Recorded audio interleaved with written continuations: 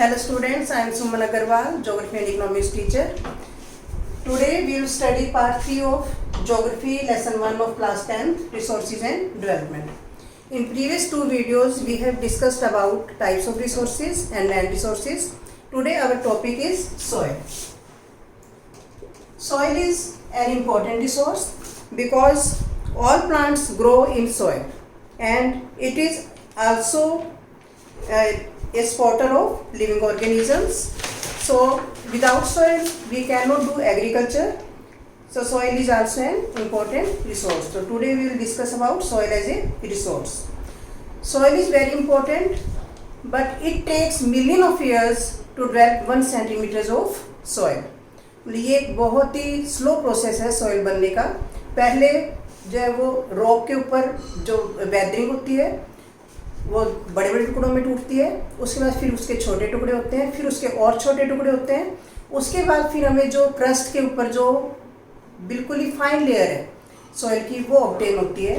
तो ये चाहे रिन्यूएबल रिसोर्स है लेकिन इसको बनने में मिलियन ईयर्स लग जाते हैं.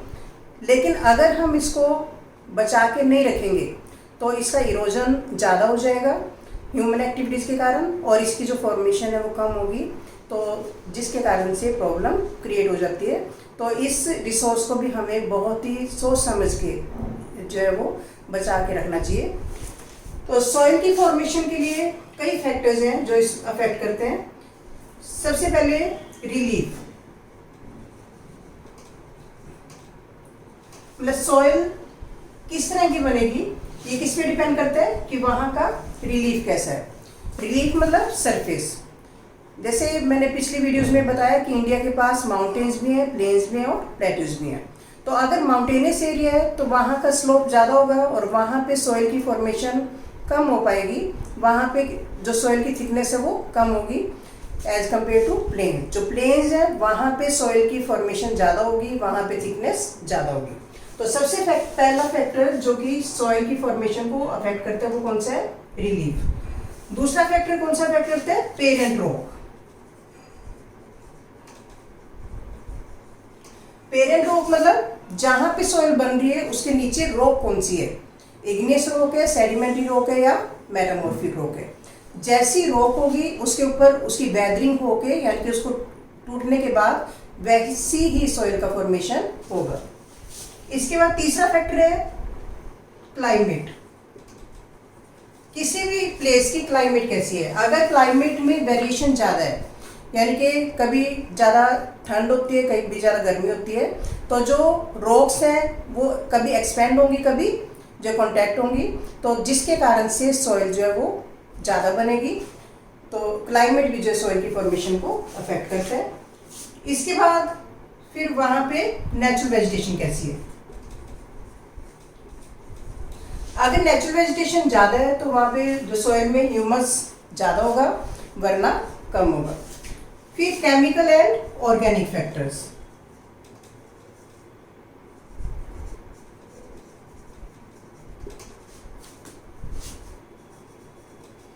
तो केमिकल और ऑर्गेनिक चेंजेस कैसे होते हैं वहाँ पे उस पर भी डिपेंड करता है कि सॉइल की फॉर्मेशन कैसी होगी.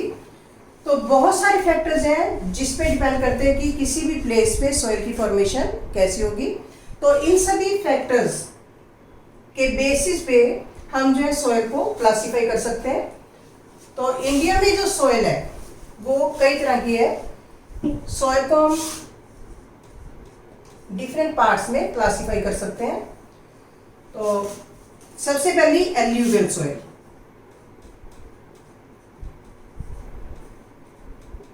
जो फर्स्ट सॉइल है जो इंडिया में मिलती है वो कौन सी है? Alluvial soil.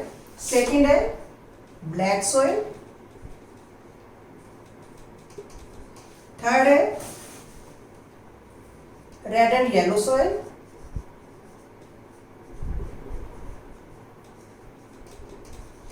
फोर्थ है लेटराइट सॉइल. फिर है एरिड सॉइल और उसके बाद फॉरेस्ट सॉइल. यानी कि इंडिया में 6 तरह की सॉइल्स देखने को मिलती हैं. Now we can classify India's soils into 6 parts: alluvial soil, black soil, red and yellow soil, laterite soil, arid soil and forest soil. तो अब हम इन सभी सॉइल्स की कैरेक्टरिस्टिक्स और मैप पे स्टडी करेंगे कि क्या क्या इसकी कैरेक्टरिस्टिक्स हैं। इसको ध्यान से हम पढ़ेंगे। अब सबसे पहले एल्यूवियल सॉइल।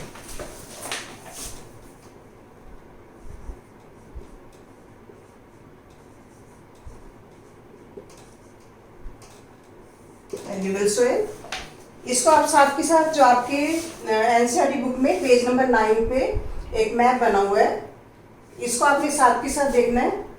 तो इसमें सारी सॉइल्स की जो लोकेशन दिखाई हुई है कि कौन सी सॉइल कहाँ पे मिलती है, और इसको जो की के थ्रू, मतलब की में जो कलर दिया हुआ है, इन कलर्स को देख के आपने इसको आइडेंटिफाई करना है। तो सबसे पहले हम एल्यूवियल सॉइल के बारे में पढ़ रहे हैं। तो एल्यूवियल सॉइल जो लाइट कलर से, लाइट ग्रीन कलर से दिखाई हुई है, इसको आप स्टडी करोगे कि कहाँ पे, जैसे आपको मैप में नजर आ रही है कि ये सारा नदरन प्लेन, जो some parts of Gujarat and Rajasthan and eastern coastal areas, तो ये एरियाज हैं इसके एल्यूवियल सॉइल के। तो इसको आप जैसे देख सकते हो इंडिया में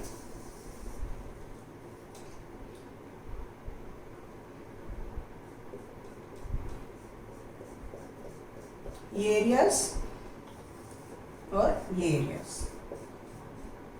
तो यहाँ पे सॉइल मिलती है, मतलब northern plains, north western parts and north south eastern parts, मतलब जो कोस्टल एरियाज हैं, यहाँ पे आपको ये सॉइल नजर आ रही है। तो इसकी कैरेक्टरिस्टिक्स हम देखेंगे। सबसे पहले एल्यूवियल सॉइल बनती कैसे है। Alluvial soil is widely spread in India, मतलब जो एल्यूवियल सॉइल है वो इंडिया में बहुत बड़े एरिया पे स्प्रेड है, और ये बहुत ही फर्टाइल सॉइल है और बहुत ही इंपॉर्टेंट है। क्यों इंपॉर्टेंट है? क्योंकि इसमें हम हर तरह की जो क्रॉप है वो ग्रो कर सकते हैं। इसकी फॉर्मेशन कैसे हुई है, मतलब जो रिवर्स अपने साथ सेडिमेंट्स लेके आती हैं, जैसे हिमालयन रिवर्स जो नदरन प्लेन्स में जो गंगा रिवर है, इंडस रिवर है या ब्रह्मपुत्र रिवर है, वो अपने साथ जो सेडिमेंट्स लेके आती हैं, उन सेडिमेंट्स को डिपॉजिट करती है नदरन प्लेन्स में।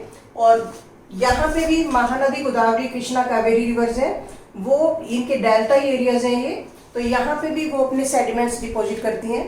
तो ये जो सॉइल है वो सेडिमेंट्स के डिपोजिशन से बनी है, मतलब रिवर्स अपने साथ जो सेडिमेंट्स लेके आती हैं उनका डिपोजिशन जिन एरियाज में होता है वहाँ पे ये एल्यूवियल सॉइल बनती है।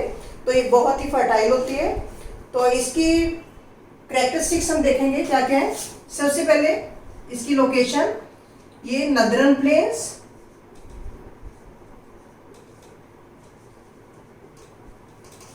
Eastern coastal planes,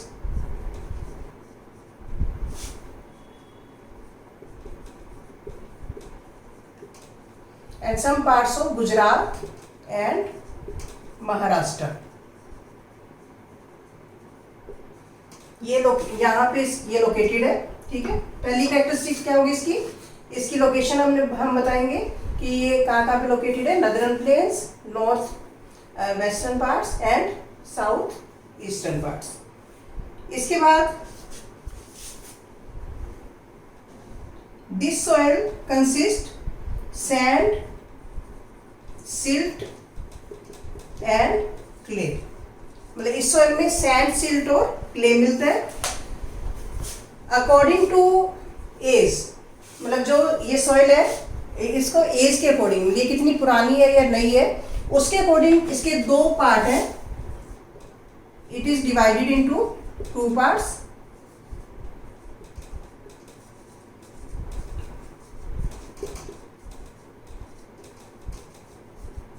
Khadar and bangar.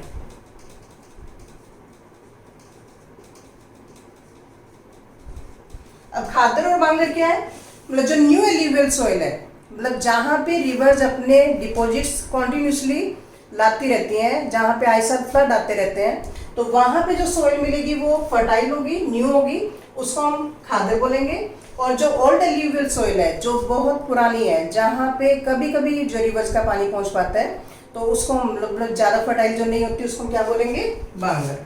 तो alluvial soil according to age can be divided into two parts, khadar and bangar. तो ये भी इसकी कैरेक्टरिस्टिक है कि it is of two types, khadar and bangar. इसके बाद ये जो है इसमें पोटाश, फॉस्फेरिक एसिड और लाइम, ये ज्यादा होता है। पोटाश, फॉस्फेरिक एसिड और लाइम इसमें ज्यादा होते हैं। और जो नॉर्थ वेस्टर्न पार्ट में, मतलब राजस्थान की तरफ ये क्या होती है, एल्कलाइन। इन नॉर्थ वेस्टर्न पार्ट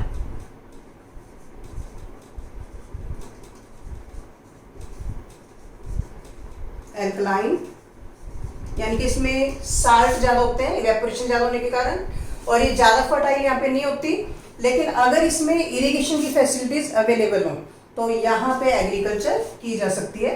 जैसे कि राजस्थान कैनाल आने के कारण जो राजस्थान में अब वहाँ पे हर तरह की एग्रीकल्चर, वीट भी ग्रो करने लगे, राइस भी ग्रो करने लगे वहाँ पे, तो वो की जाने लगी। तो इसकी प्रैक्टिस आपने इस तरह से करनी है। सबसे पहले इसके आपने लोकेशन बतानी है कि कहाँ कहाँ पे लोकेटेड है। फिर ये बहुत फर्टाइल है, हर तरह की जो क्रॉप इसमें ग्रो कर सकते हैं, और it is of two types, khadar and bangar. New alluvial soil can be called khadar and old alluvial soil is called bangar. इसके बाद मतलब जो इसमें फिर आपने बताना है कि जो पोटाश, फॉस्फेरिक एसिड और लाइम ज़्यादा होता है, और नॉर्थ वेस्टर्न पार्ट में with the help of irrigation we can grow every type of crop.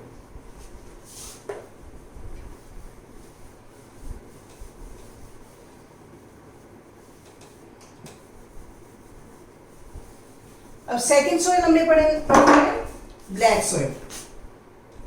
Second soil है ब्लैक सॉइल। तो जैसे कि आपको नाम से पता चल रहा है इसका कलर कैसा होता है, ब्लैक। तो ये सॉइल पहले आप इसमें मैप में लोकेशन देखोगे इसकी। ये जो सॉइल है वो गुजरात, महाराष्ट्र और आंध्र प्रदेश इन एरियाज में है। तो इसको भी आप अगर मैप में देखो तो ये आपको यहाँ पे और ये जो एरियाज है यहाँ पे आपको जो ये ब्लैक सॉइल नजर आएगी। इसका कलर कैसा है, ब्लैक। तो इसकी कैरेक्टरिस्टिक्स क्या है, black in colour,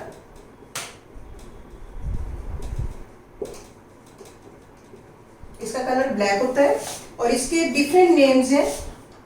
it is also known as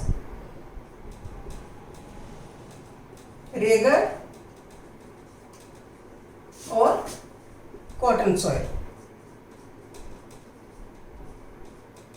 इसको रेगर या कॉटन सॉइल भी बोल सकते हैं। कॉटन सॉइल क्यों बोलते हैं, क्योंकि इसमें कॉटन की सॉइल बहुत ही अच्छी ग्रो की जा सकती है, मतलब बहुत ही सूटेबल है ये कॉटन की क्रॉप के लिए, तो इसलिए इसको कॉटन सॉइल भी बोलते हैं। और ये मिलती कहाँ पे है, दक्कन ट्रैप, मतलब जो महाराष्ट्र, सौराष्ट्र,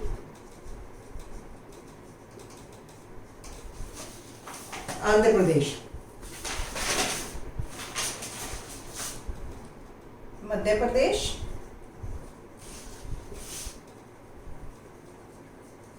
छत्तीसगढ़, ये इसके एरियाज हैं। मतलब यहाँ पे सॉइल मिलती है, और इसमें वाटर होल्डिंग कैपेसिटी ज्यादा होती है।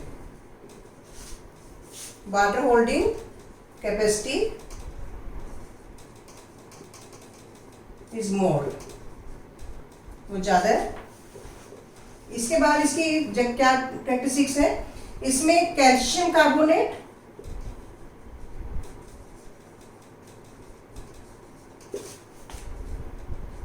मैग्नीशियम,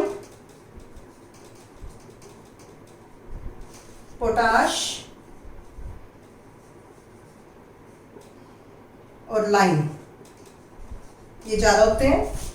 और जब ये ड्राई होती है तो इसमें क्रैक्स पड़ जाते हैं। जब भी ये सॉइल ड्राई होती है तो इसमें बड़े बड़े क्रैक्स पड़ जाते हैं, तो इसको फिर फ्लोइंग की जरूरत नहीं होती है। तो सेल्फ फ्लोइंग कैपेसिटी है इसमें, self flowing capacity.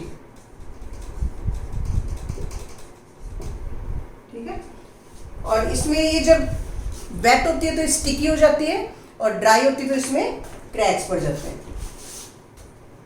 Sticky when it is wait.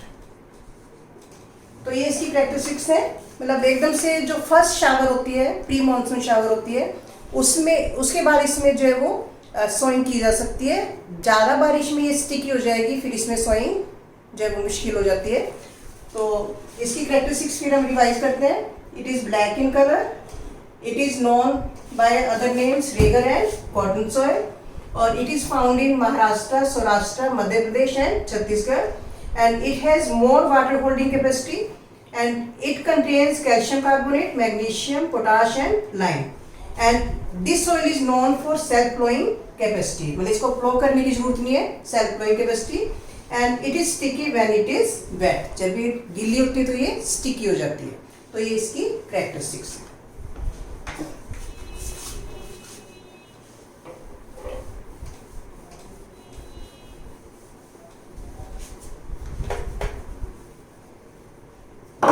इसके बाद थर्ड सोइल है रेड एंड येलो सोइल।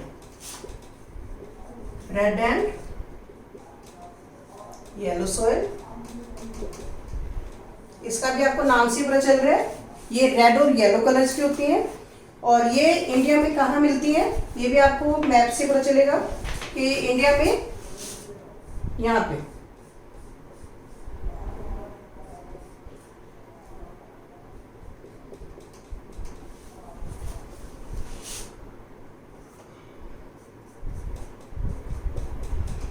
मतलब जो साउथ ईस्टर्न पार्ट्स, यानी कि जो हमारा ब्लैक सॉइल का एरिया था, ब्लैक सॉइल के ईस्ट में, और जो वेस्टर्न कोस्टल एरिया है वहाँ पे, और नॉर्थ ईस्टर्न जो स्टेट्स हैं वहाँ पे ये सॉइल मिलती है। तो इसकी कैरेक्टरिस्टिक्स क्या है इस सॉइल की?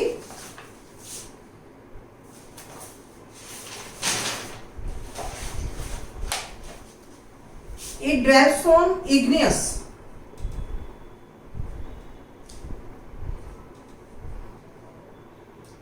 crystalline rocks. ये जो इग्नियस रॉक्स के ऊपर डेवलप होती है, इग्नियस रॉक्स के ऊपर बनती है। और इस ये जो लो रेनफॉल वाले, यहाँ पे रेनफॉल कम होती है तो वहां पे ये मिलती है। और इसमें जो स्टेट्स है वो कौन सी है? Orissa, Chhattisgarh,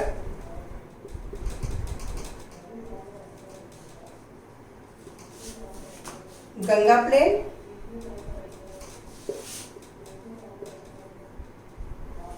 and pigment zone of Western घाट।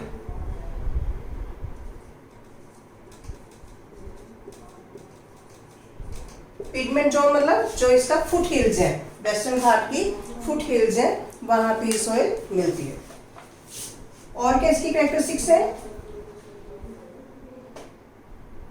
ये जो सॉइल है वो आयरन में डिफ्यूजन के कारण, मतलब आयरन पे जैसे रस्ट लग जाता है जब उसको मॉइस्चर मिलता है तो वो रेडिश हो जाती है। तो इसी तरह से ये सॉइल बनती है। मतलब इग्नियस रॉक्स में जो आयरन के कंटेंट्स होते हैं जब उसमें का डिफ्यूजन होता है तो वो रेडिश हो जाती है, तो इसके कारण से ये रेड कलर बनता है। तो it develops due to diffusion of iron। और जहां पे हाइड्रेटेड होती है, जहां पे इसको मॉइस्चर थोड़ा ज्यादा मिल जाता है, वहां पे ये yellow colour due to hydration. तो ये इसकी कैरेक्टरिस्टिक्स है। सबसे पहले ये इग्नियस क्रिस्टलाइन रॉक्स के ऊपर डेवलप होती है। उड़ीसा, छत्तीसगढ़, गंगा प्लेन्स और वेस्टर्न घाट्स की तरफ मिलती है।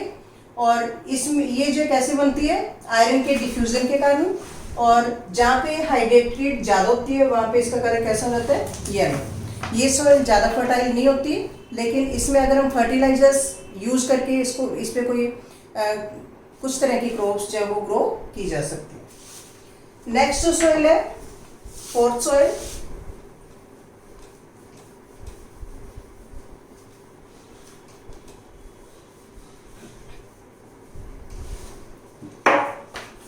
Arid soil. फोर्थ सॉइल है laterite soil.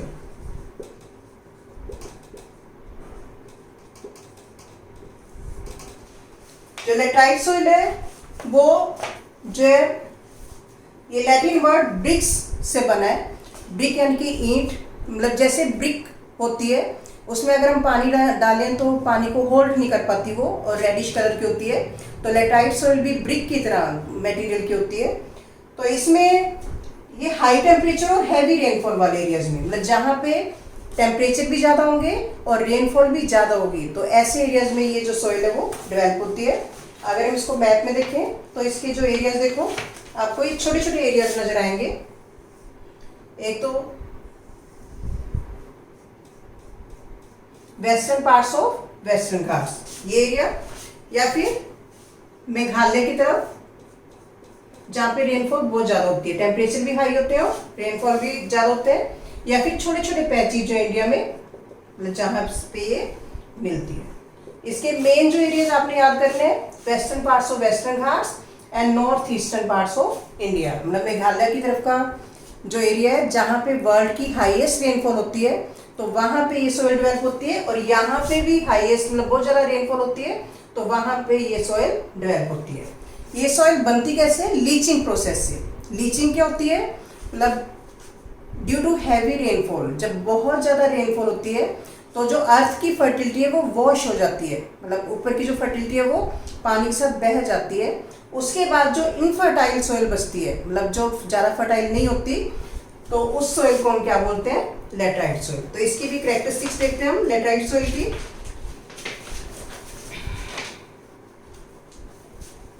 It dwells in high temperature and high rainfall area.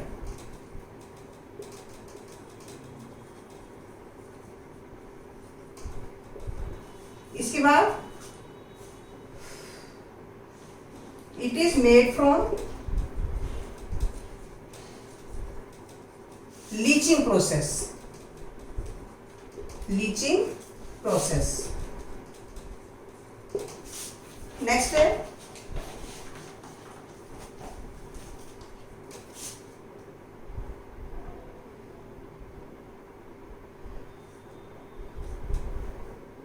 It can be used for cultivation after using manure and fertilizers। मतलब इसमें फर्टिलिटी नहीं होती, लेकिन अगर इसमें मैन्योर्स और फर्टिलाइजर मिक्स करके इसमें एग्रीकल्चर करना चाहे तो कर सकते हैं। और ये जो सॉइल है कहाँ मिलती है? कर्नाटका, केरला, तमिलनाडु, यहाँ मिलती है सॉइल। और इसमें हम कौन कौन सी क्रॉप्स ग्रो कर सकते हैं? T, coffee and cashew. मतलब इसमें हम टी, कॉफी और कैश्यू नट्स की जो क्रॉप्स हैं वो ग्रो कर सकते हैं। तो इस तरह से आपने ये कैरेक्टरिस्टिक्स याद करनी है कि हाई टेम्परेचर, हाई रेनफॉल वाले एरियाज में ये सॉइल मिलती है और लीचिंग प्रोसेस से बनती है। और इसको जो है फर्टिलाइजर्स और मैन्योर्स डाल के जो हम एग्रीकल्चर के लिए यूज़ कर सकते हैं। और कर्नाटका, केरला, तमिलनाडु में जो वो ज़्यादा मिलती है, और इसमें टी, कॉफ़ी और कैश्यू की जो क्रॉप्स हैं वो ग्रो कर सकते हैं।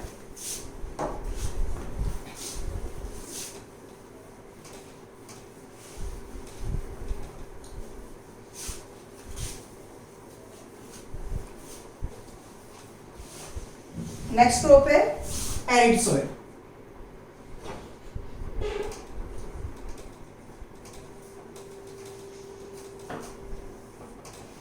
जो एरिड सॉइल है वो राजस्थान की तरफ मिलती है, यानी कि इंडिया के, अगर हम राजस्थान की तरफ जाएं जहाँ पे टेम्परेचर हाई होते हैं वहाँ पे मिलती है।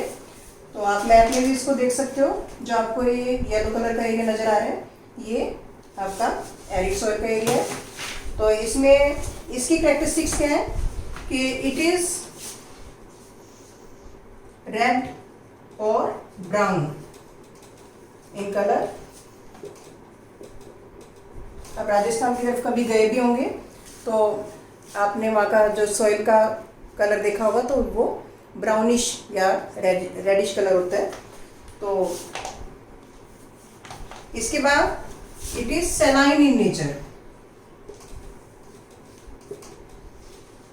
मतलब इसमें जो सैलिनिटी ज़्यादा होती है, जो सैलाइन मतलब ये इवेपोरेशन ज़्यादा होने के कारण जो सॉइल है उसमें सैलाइन ज़्यादा होते हैं।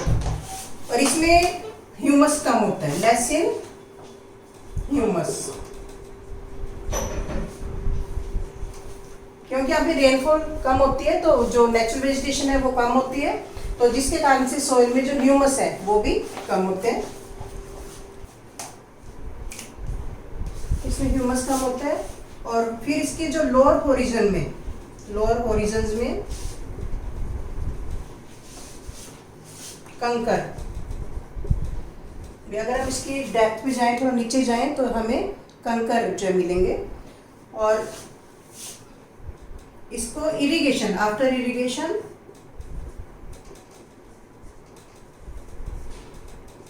it can be used for cultivation.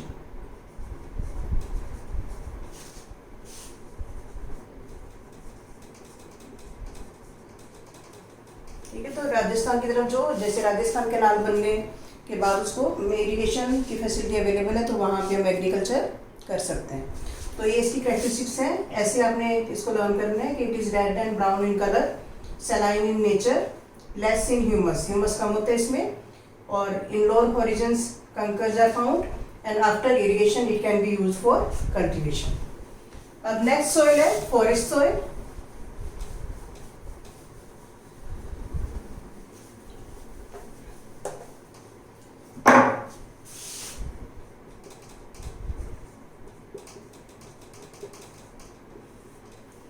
Forest soil जो माउंटेनियस एरियाज में मिलती है।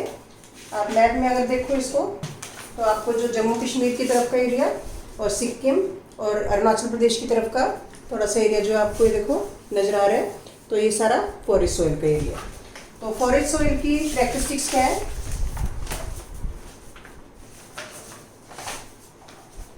सबसे पहले it is found in hilly areas of Himalayas।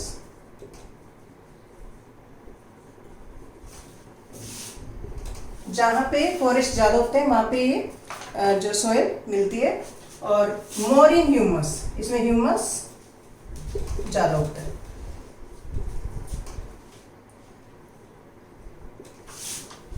और इसमें जो है ये जो सॉइल है वो जो वैली की तरफ, मतलब जो हिली एरियाज हैं वो वैलीज हैं जो, वहाँ पे इसका जो एक्यूमुलेशन ज़्यादा हो जाता है।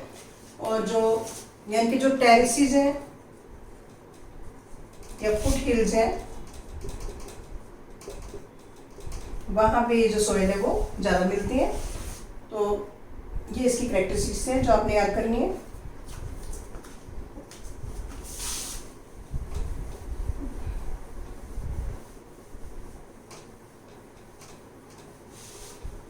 तो इस तरह से आपने हर सॉइल की जो मेन कैरेक्टरिस्टिक्स जो मैंने आपको बताई है वो आपने लर्न करनी है।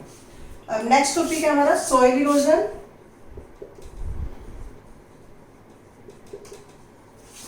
And conservation.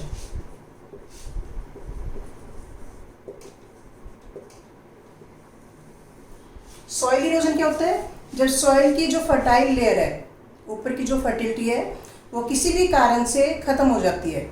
या तो रेन के कारण वो वॉश हो जाती है, या जो विंड के कारण वो उड़ जाती है, या और भी कई कारण हैं जिनके कारण से जो सॉइल की फर्टिलिटी है वो खत्म हो जाती है। तो उसको हम क्या बोलेंगे? Soil erosion.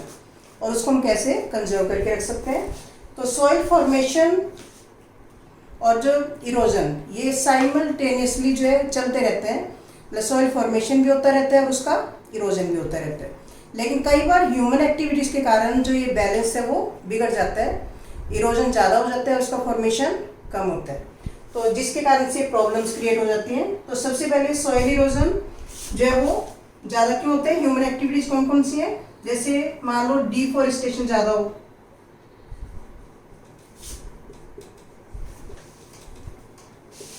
या फिर माइनिंग, मतलब माइनिंग के लिए हम जो फॉरेस्ट को खत्म कर दें, या फिर विंड, वाटर, ग्लेशियर,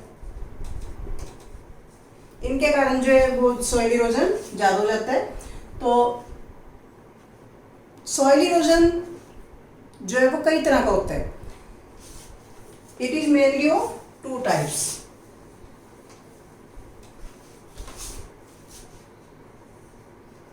गुली इरोजन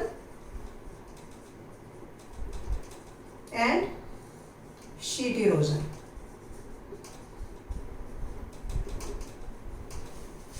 सॉइल इरोजन जो है वो दो तरह का होता है, गुली इरोजन और शीट इरोजन।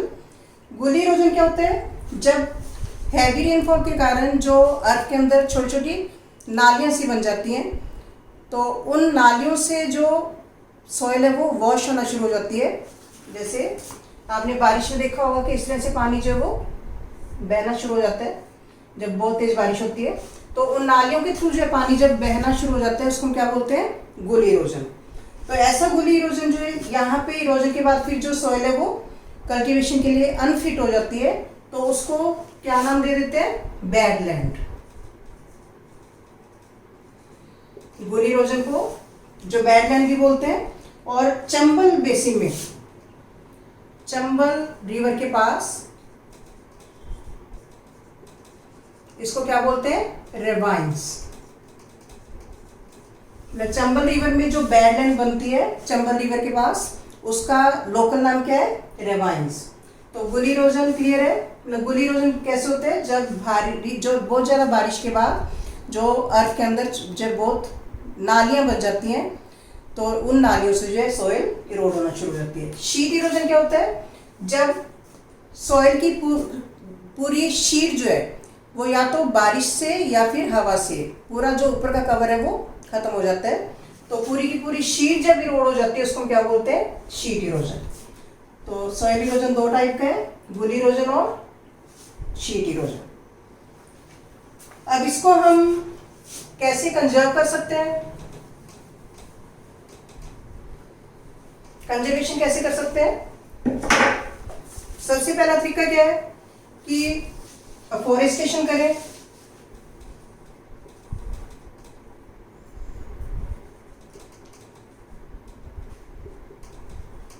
ज़्यादा से ज़्यादा पेड़ लगाएं, या फिर कंटूर प्लॉइंग की करें।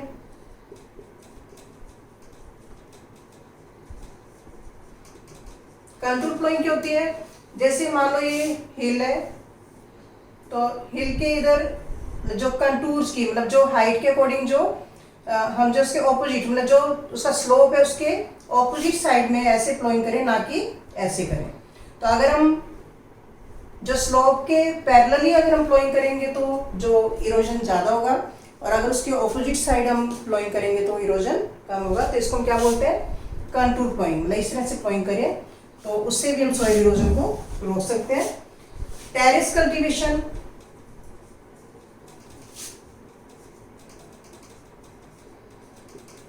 यानी कि अगर हम माउंटेन्स पे इस तरह से टेरेसेस बना दें, तो टेरेसेस बना के भी हम जो है वो एक ऑब्स्टेकल बना सकते हैं जो पहाड़ों पे, तो उससे भी जो सॉइल इरोजन रुक सकते हैं। इसके बाद स्ट्रिप क्रॉपिंग।